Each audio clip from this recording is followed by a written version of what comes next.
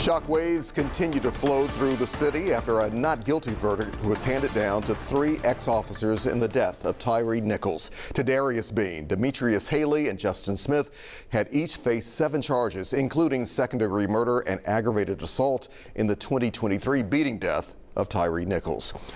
Representative G.A. Hardaway joins us now to share his thoughts on the verdict and where we go from here. Representative Hardaway, always glad to have you on the 3 o'clock. How have you been? Again, sir. Been well up until yesterday. Let's talk about yesterday. Those developments, everyone continues to have an opinion about it. What thoughts are going through your mind today now that you've had a chance to digest it even more?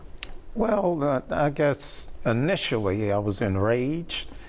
Today I'm encouraged. Initially I was a bit depressed and disappointed.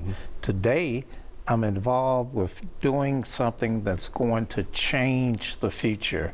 So I'm engaging with my colleagues and with the community on what needs to be done going forward to keep this from happening again. So you said, right, you say you're encouraged about this. What has really changed your mind to say maybe if collectively we can come together and start having conversations, it could lead to action? What's happening? Well, the conversations have been about the community stepping up and becoming more involved in government. Civics is a lost art in Memphis and Shelby County. Our voter turnout is dismal at best. So what we've got to do now is use this as a teaching moment so that we can involve the community in, number one, casting an informed, intelligent vote, and number 2, voting, being involved in the voting process.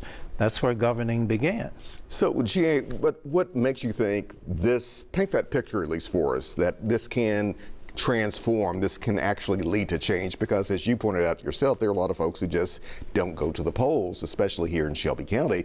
How can this issue really change them and have them transfixed on making a change? This is such a tragic moment that everyone has kept up with it. The trial was broadcast live, so everyone had a chance to absorb it. You didn't have to take off work or try to go through extra trouble to watch it. So more people are informed and involved on this because they had a chance to see everything play out. I've gotten calls from both sides of the aisle. I've gotten involvement from the community in conference calls on what do we do? How do we make sure that this isn't going to happen again? So the energy is starting to flow within the community. We just have to help, we being myself and other community leadership, we just have to help to channel that energy into positive results. But at the same time, Representative, you're going to have people out there saying, wait a minute, I am in fear that this could possibly happen to my son or my nephew or whomever. What about that kind of conversation you can have with them to say, this is how you have to act or react when you're in a situation maybe confronted by police and you have some reservations about that or maybe some fears?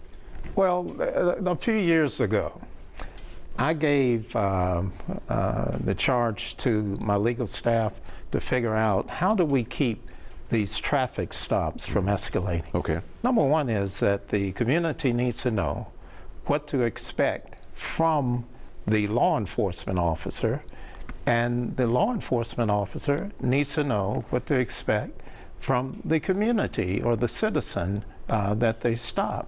So some of that information is online. We're going to revisit that.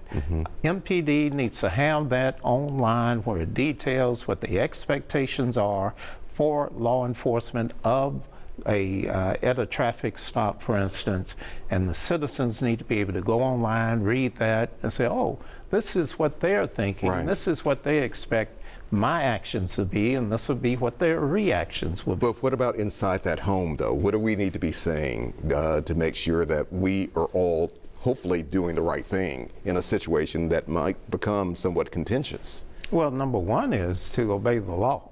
Number 2 is if you do have that encounter, do your research, know what the expectations are of yourself from or by the police officer. And then you have to, every moment is important in those type of field incidents, and you have to take your time and make a sensible, logical choice when you're engaged out there. There's, at the end of the day, law enforcement men and women are just human like we are. They're going to make mistakes.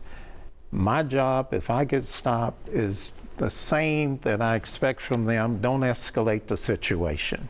And hopefully everyone will go home, we'll get it settled, and everyone will go home to their family. All right, Representative, if you have more time, stay right there so we can continue this conversation. Thank you.